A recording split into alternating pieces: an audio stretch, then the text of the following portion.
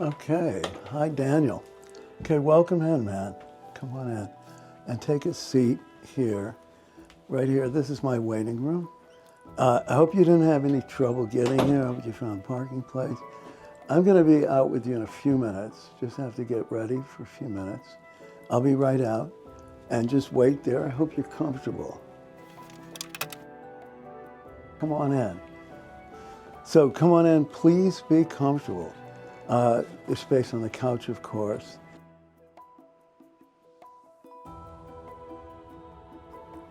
Well, come, I'm glad you're here, and I'm glad you came. And this is our first session. We're going to talk about a lot of things. I do a pretty structured intake, first thing. But if you have something really urgent, crisis or anything really urgent on your mind, I welcome you to start with that. Just tell the story. Okay, if not, then we're going to start with this. And what I do is I go through a lot of information to gather a lot of information. So for example, I start with asking you about the names of important people in your life, just about 4 or 5 names. Their first name, their age, and where they're living. So usually people say their wife or their spouse, their girlfriend, their mother, their father, maybe one of the two, brother, sister, if they have that, a best friend, something like that. Okay, after we do that, I then want to know about your birthplace, like where you grew up. And one of the reasons for that is a lot of my clients moved around a lot, not all of them, but moved a lot before they moved out, let's say to go to college or something. So we're going to take down, where you were born, but also where you grew up until the age of, let's say, 18. And I'm going to write that down. And then I'm going to ask, as an adult, where did you live? Where were some of the places you lived? And we know where you're living now because we talked about that. First question after that is, did you have academic struggles at any point, like elementary school, middle school, high school, college, post-college, any academic struggles? And did you get any extra help? And this comes up a lot because a lot of my clients have ADHD, and that seems to be discovered early. And sometimes it wasn't, sometimes it was. If it wasn't, they have academic struggles that they didn't know what to do about, usually. And usually in general, all of my clients have more potential, a higher level potential than usually they achieved. So underachievement, and that's an issue. Okay, then I ask about higher education. Did you go to college? Where'd you go? What's your highest level of education? A BA, a BS, a master's, a PhD, whatever. And we can talk a little bit about how that was. And then I go on to something also important, your occupation. And I want you to kind of summarize, this is what I ask people to do, is summarize what you've been doing in general, including what you were studying in college, including even internships. Because we're going to count that as part of the years of doing what you're doing. And you also might have had a number of different careers, but they might all fit together somehow, like communications or sales or software engineering, whatever. And then I'm going to ask you how many years that adds up to. Then the next question is a big one, is occupational satisfaction. And I just give you 4 choices: excellent, good, fair, or lousy. Most of the time people say good. So whatever that is, I'm going to circle that. The next question is your current living situation. Do you own? Do you rent? Do you live with your wife or partner? Do you live with roommates? How many people? And then how long have you been there? And then again, satisfaction with the place, not just with the physical thing, but the overall living situation. Again, excellent, good, fair, or lousy. Okay, now we start getting to heavier stuff. So I want to know what prompted you to come to therapy. Now, you may have been coming to other places, maybe not, but there's an issue, probably, that motivated you to come now. So we're going to find what the current major issue is, and we'll talk about that. And then we'll talk about additional issues. Almost everybody has more than one challenge at the same time. Then we're going to talk about any history of addictions in your family system. That means anybody that you're genetically related to. Okay, it can be parents, grandparents, uncles, and so forth, brothers, and yourself. And why the reason for that? Because of very high rates of substance abuse in general. So it could be alcoholism, it could be drugs, it could be gambling, smoking, a lot of different things. And it could be a father, a mother, maybe nobody. And it could be yourself or not. Then we're going to talk about history again in the overall family, the extended family, again, of depression or anxiety or ADHD or learning disabilities or OCD, obsessive compulsive disorder, or bipolar or PTSD or personality disorders. I think we've covered most of the main ones. And almost everybody has somebody in their family who had depression or anxiety or both. Anxiety is suffered by about 40% of the public in any given year at this point in the United States. Really high, really, really high. And then there's a bunch of different types of anxiety, social anxiety, generalized anxiety, OCD is a type of anxiety, and so forth. Okay, we've got that.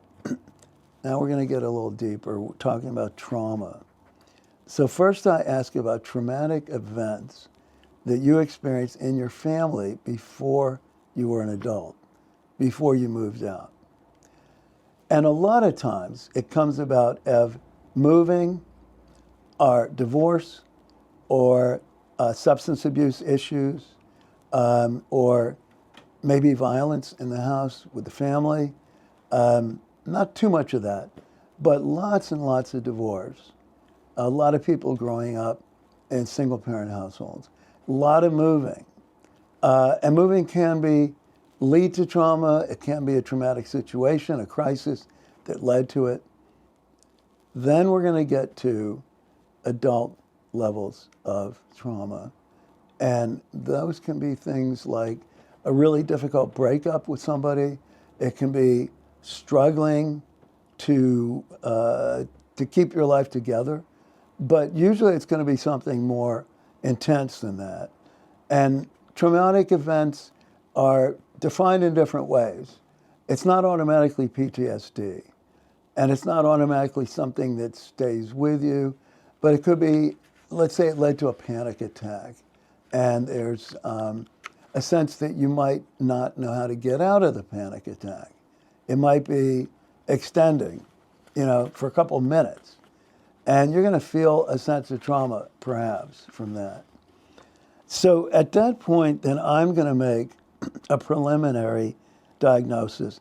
And the reason I can do that is I've studied a lot, and I have a lot of intuition, and I've gathered enough information to just make a preliminary.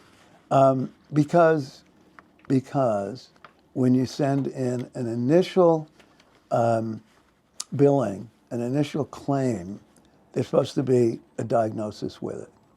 That's the way the system works. It's a little bit not so great, but I've become really good at diagnosing quickly from being trained to do that. And most of my clients already know they have ADHD because I'm well known for that.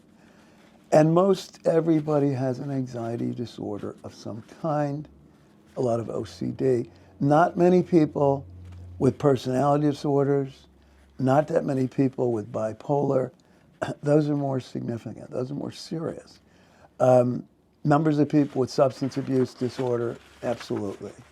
Okay, so once I have that, that gives me some hints about where to go, how to move forward. The next question is past experiences with therapy. Not everybody does, but a lot of people do. And then I ask only to give me first name of a therapist and only to talk about something significant that happened, that you learned, something that changed, some insight, whatever. Outcomes as well. And then also the context. Was it, getting fired from a job? Was it you were in university and having a hard time? Was it a breakup with a wife or a friend, girlfriend, boyfriend, whatever? Was that the context? And we talk about how long. Then we talk about medication. Are you on any psychiatric medication, first of all? And we'll talk about what it is. And I can't prescribe medication, but I can give information about it and advise or suggest medications you might check out and why I think often I believe that it's helpful. I believe that. You don't have to. So a lot of people are on what's called stimulant medications for ADHD. A lot of people are on anti-anxiety, antidepressant medications like Prozac, Zoloft, and so forth. Those are the main categories. So we'll write that down. And then, and this is important, what is your basic attitude toward taking psychiatric medications? A lot of people think it's that it's a mistake. Some people think they're going to be a zombie if they do. Some people think, well, I have to know how to do it myself. But the reality is that, for example, ADHD is a neurochemical challenge. You're not going to be able to modify it enough solely through therapy and other things like that. Usually it is necessary to take a medication for that. Same with depression and so forth. Usually, not always. So then I ask the same question, is your attitude positive, negative, or ambivalent, which means you're not sure. Then I go into habits of daily living. Sleep. Now we could spend a whole session just on sleep issues, a big one. But I start out asking, did you have any childhood disturbances like sleepwalking, sleep talking, chronic bedwetting, chronic nightmares, real difficulty? Sometimes people did, not, yes. And then I talk about current sleep habits and how long you sleep usually, what time you go to sleep. Are you going to sleep having been on screens, on your cell phone? Not a great thing. And what time you get up generally. And then eating. First question, do you have breakfast? It's a big one. Many people don't have breakfast, and usually that can be a little dysfunctional. Many people skip lunch if they're working full time, often. Then they have dinner, but they might have dinner, maybe they're living alone, or they might have dinner with a partner and they're both watching their cell phones, or they're not having like a balanced meal. So we're going to talk about eating habits, food habits, the kind of stuff you get. Yeah, what you're concerned about. Yeah, and sometimes people, of course, are on a diet and how well that's doing. Then exercise, of course. Now, I define exercise as any physical output. So if you have a job where you're working in a warehouse and lifting stuff all day, that counts as exercise. It's not just going to a gym. It's not just running or swimming or biking, although those are really good. And then I ask about how often you do it, what do you do, how much time, and everything. People go into quite a bit of detail about that. And that's really important, of course. Not only for balance, but for release, for a sense of joy, sense of catharsis. That happens for people who really love what they're doing. The next thing I do is ask about hobbies and passions, past or present. A hobby might be related to your job. Like if you're a carpenter, you might have always been interested in woodworking or something. But a lot of times I have a lot of clients who have been involved in music in some way, playing an instrument or production, a lot of talent there. It can be art, it can be writing, it can be a lot of wide changes, a lot of wide differences, wide selection. And then also, is there stuff like that still going on? Or is it only from the past? Hobbies and special interests are really important, really important. Then, here's a thing that's pretty unique, I think. I've got a list of major character strengths. It's not about talents, it's about character. And I'm saying that each of these we're going to rate 5, 4, 3, 2, 1. So 5 is the most prevalent, something that just naturally you do.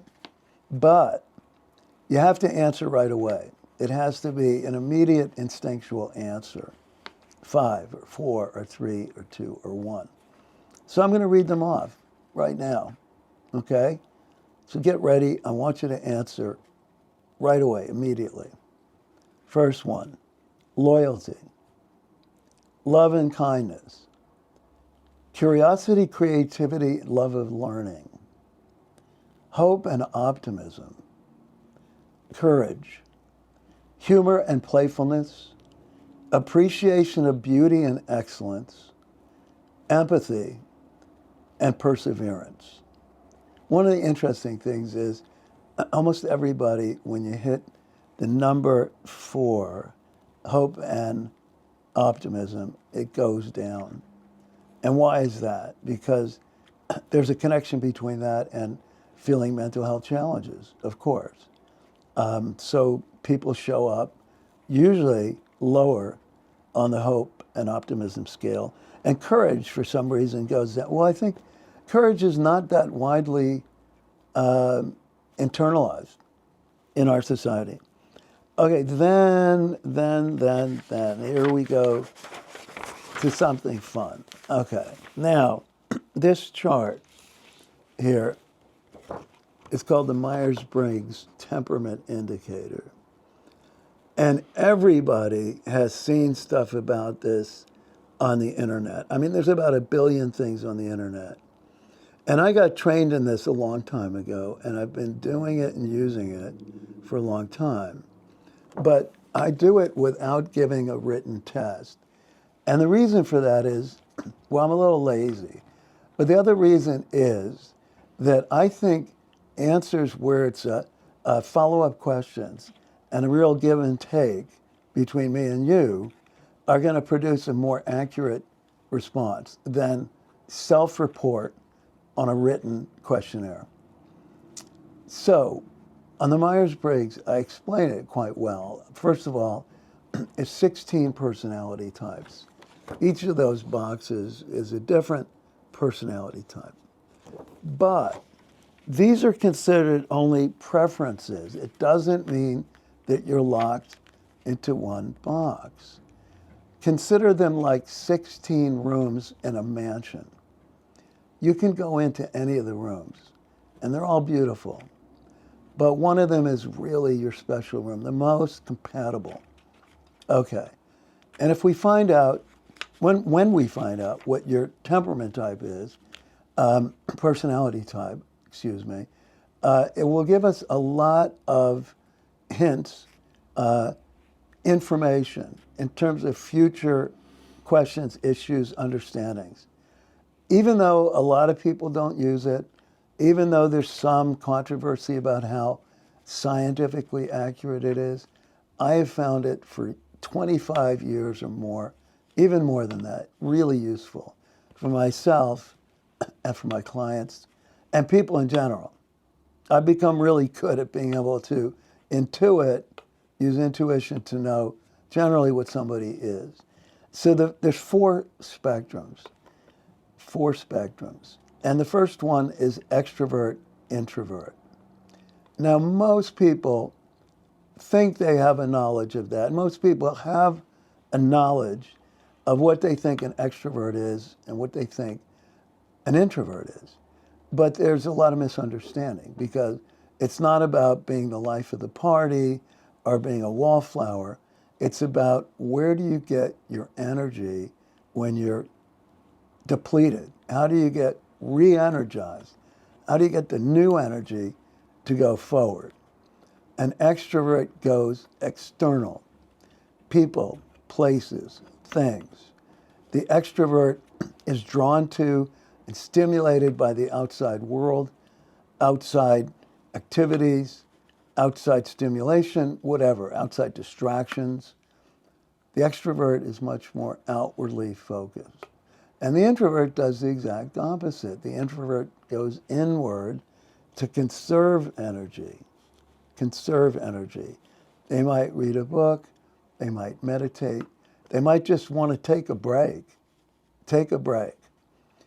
The majority of people, at least in the United States, are extroverts. So the E for extrovert is a majority profile, a majority choice. The I is a minority. Now, on the spectrum, there's like a 50-yard line if you're exactly in between. Some people say, well, I'm in between, I'm this and that, but almost always somebody has a preference, these are preferences, for extroversion or introversion. Now, if it's very close, we can put a mark next to or close to the 50-yard line, like in football. If it's not, we're putting it way out on the extremes.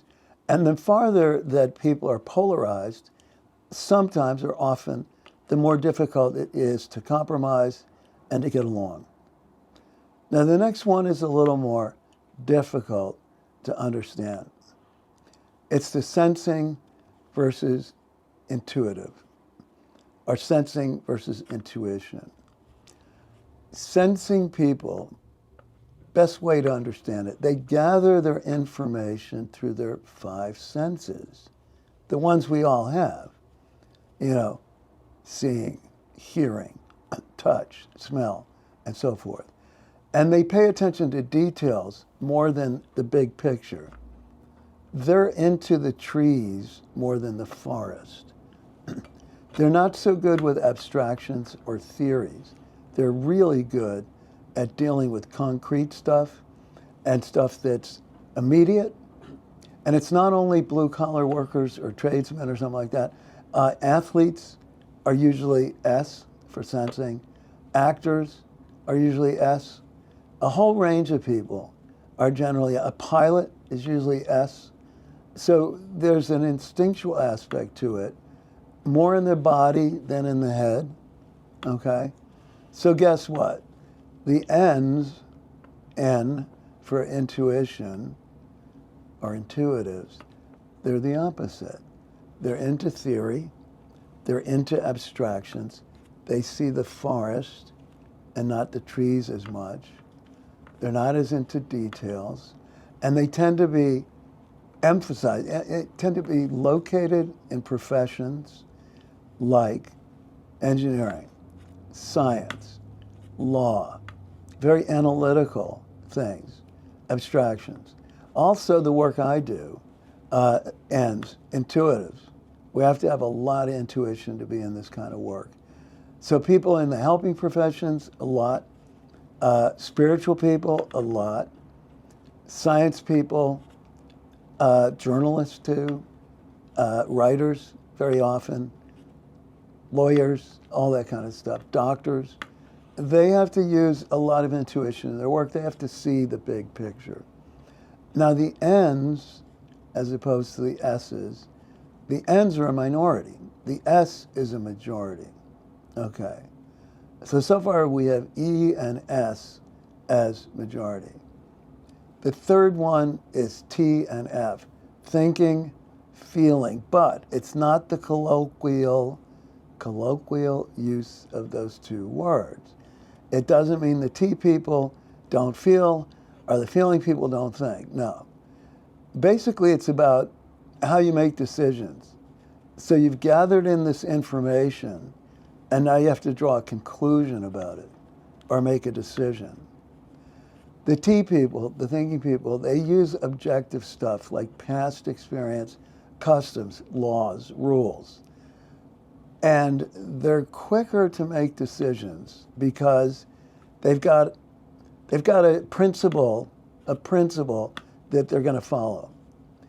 And they're much less likely to make exceptions. So let's say you're a principal in a school, a K through 12 school, and a kid has been missing school for about a week, and he's sent to the office, the principal's office, when he comes back. And his story is that his story is that somebody got really ill in his family, or it might be somebody came from the outside, some visitor came, and he wanted to spend a lot of time, like a cousin who never comes. Some kind of excuse that could sound reasonable, but for the T, they believe they have to enforce rules equally and across the board. They believe that fairness means treating everybody the same, a uniform system of deciding. They're not going to make exceptions generally, and they can make the decision pretty fast. The F feeling person is going to use empathy, empathy, empathy, and often make an exception. They're going to hear the story. They're going to try to put themselves in the shoes, the experience of the person. Think about what that must be, how it must have affected that person, that boy or girl, and possibly make an exception. Now, the exception might be, well, you still have to catch up on your homework. It's not going to be a blank slate, but they're not going to give them a punishment or whatever, some kind of, consequence about it. And the T people probably will. The last one, the fourth spectrum, is the most interesting one, and it's the most likely to cause conflict if it's polarized. If one person is way out this side and one person is way out on that end of the spectrum, it is hard to compromise on that. So it's called J and P, and J is for judging, and it's not judgmental, it's judging. And the P is perceiving, and we'll explain those. All right. There's a very simple way to explain it, just a very summary way to explain it. The J's, the judging people, they see life as a roadmap, They plan. They have a plan. They have a goal, and they have a clear plan about how to reach that goal. And it's really important for them to meet their milestones. Okay, so they're going to buy a house. No, they're going to get married by the time they're 27 and buy a house by the time they're 30 and start having kids by then and retire by the age of 65. And they're going to go on their first overseas vacation, whatever. A lot of things are planned in advance, and it makes life much easier. It makes life predictable, okay? Doesn't mean it's boring, but it's predictable, and it's more secure. The J's are the majority by far in our culture. There are some cultures that are not so much. I'll mention that in a minute. The other one is P. For P, the perceivers, life is a journey. It's a journey. Life is a journey. You go where you're drawn to, and you might not be drawn to a direct, linear path. You might not. In fact, you probably won't. So the J's are much more improvisational. The P's are much more improvisational, spontaneous, open to change than the J's. J's are more rigid, less spontaneous, less improvisational. I was on a trip in China, which is very J. Asian cultures tend to be very J. Ours is too. Germany, very J, those kind of cultures. And I was on a tour thing with this woman, and the tour guide was Chinese. He barely spoke English, as I remember. And one of the things on the itinerary, so itineraries are really important for J people. Itineraries are more important than, like, you might see something that you want to go see, something outside of the itinerary, and a P person says, let's go, man, let's do it. J person says, no, we have to stick to the itinerary. So we pulled up to this restaurant. It was time for lunch. And the woman I was with was really sick. She was sick in her stomach and everything. She didn't want to get out of the bus. Or maybe it was a van. She didn't want to get out of the bus. And I said that to the guy. And he kept saying, no, but it's time for lunch. No, we have to do it. I mean, I argued with him. I think I won. But the fact that he was insisting in that kind of situation was an extreme version of J. One country that I've been to that's definitely the opposite is Dominican Republic, which I've been to a lot. Very spontaneous, very much less structured, very improvisational. It fit me very well. Okay, the next one is we're going to talk about your family of origin in another way. We're going to ask about, did you have allies in your extended family, or usually nuclear family? Somebody you would go to when you didn't feel good, when you needed advice, when you wanted support, somebody you felt comfortable with, that you would open up with and consult with, disclose, whatever. And usually it's a mother, very often. So that's important. We know who you felt confident in going to. Then the next question is the opposite, cutoffs and disconnects with people. And a cutoff is like a sudden break. And it might have been you cut them off or they cut you off. And it might be permanent, it might not be. Those are important to know about. Sometimes people can't even remember that, but I kind of encourage them to think about that. The next one is joyful family moments and or special events. Christmas, Thanksgiving, Passover, summer vacation. A lot of people, this is kind of a humorous cliche of my clients because they're pretty middle class, someone's upper middle class. They didn't come from poverty in general, although I would like more of that. I'd like more diversity in that way. So I hear this line, my family had a house on a lake, a house on a lake, a house on a lake. And we would go there in the summers, okay? So it sounds pretty ideal. It might not have been, but it might have been joyful in general. Most people have at least something, even if there's been trauma and disruption, most people have some joyful, maybe regular thing that they can recall. The next one, this is a cool one. Wisdom and strengths that you got or internalized from your family. And I have to repeat that often, wisdom and strengths. So sometimes it's simple, like I was taught to work hard. I was taught to be honest. I was taught to care about the world. I was taught to try my best. I was taught that education is really important. Things like that. It might be even deeper than that. It might be deeper. I was taught to look at things from various perspectives. I was taught about justice and fairness. So it can be direct and concrete, or it can be abstract. And then the last thing, which is really, in a way, the first thing, is what are your objectives in therapy? What do you want to accomplish? How do you want to accomplish it? When do you want to start it? And I only ask for one or two, all right? And I give it time, we brainstorm it, okay? It could be anything from, I want to get the things done. I want to really succeed in my profession. I want to succeed in my occupation. I want to work things out with my partner.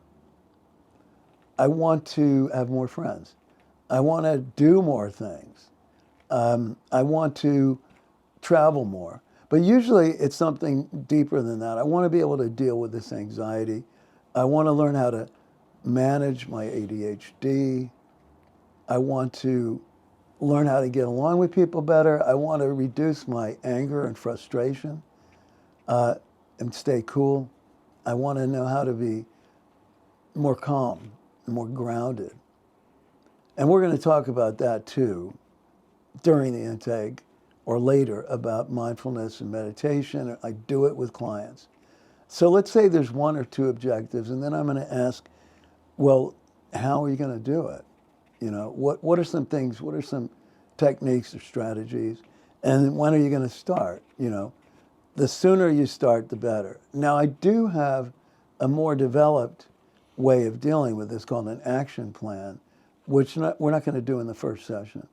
But action plan is really a tailored way to make a change.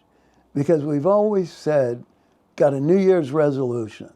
Got a New Year's resolution. I'm going to really start exercising every morning. I'm going to go for a 5-mile run every morning. And usually the resolution lasts for about a week. And one of the reasons for that is it's not well planned out. It doesn't have a structure around it. So we do that in our in the next session. We'll come up with a structure that'll make it more likely that it will continue. And that's part of cognitive behavioral therapy, which is one of my major approaches. And it's one of the most successful approach. The last question is an emergency contact name and phone number, and the relationship. It's usually a mother, a father, a spouse, whatever. So that is the end of this first form for an intake. We don't have to get through it all in the first session, not at all. Sometimes we do, sometimes it might take 2 or 3. Sometimes we might go off from it and go into the story, the narrative. Sometimes we don't even start in the first session because you have a crisis, and we're going to deal with that. So what have I done? I've gathered a lot of information. I've built a rapport with you because I'm not just asking these questions. We're discussing. It's a dialogue. And I use a lot of humor all the time, like always, in every situation. It comes natural to me. So the one about humor and playfulness, yeah, that's one of my strengths. So I think that by the end of the session, usually you'll have a good sense of what we're going to do. You'll have a good sense of whether you feel comfortable with me. Hopefully you'll want to come back. Mostly I encourage people to come once a week. Sometimes people have to do it once every 2 weeks. Sometimes I encourage people to come twice a week for a certain period of time. I mostly encourage people to come in person, definitely in the early stage, unless they're in a special situation and live very far away or something like that, and then we'll do Zoom. But sometimes I'll do Zoom after at least 2 sessions in person, because in person is the way therapy should be done. It's a whole thing. And as I've said, you know the slogan by now. You know the slogan by now. Therapy is a relationship, not a transaction. And what better way to have a relationship than in person? Obviously, therapy is a relationship, not a transaction. And one of the documents that you sign, which is like a contract, policies and procedures, it says that if you're going to terminate therapy, don't do it by a text message or a phone call or an email or just not showing up. No, there has to be what we call a termination session, a time where we talk about what's been accomplished and how to move forward, you know, kind of saying goodbye in a sense. And then I put in that paragraph, remember, therapy is a relationship, not a transaction. And guess what? People initial that paragraph, and about 90% don't follow it. So what can I say? You know, it's hard to change habits. It's hard to change habits. That's an intake session with Johnny Goldin. I hope that makes you feel comfortable about coming to see me.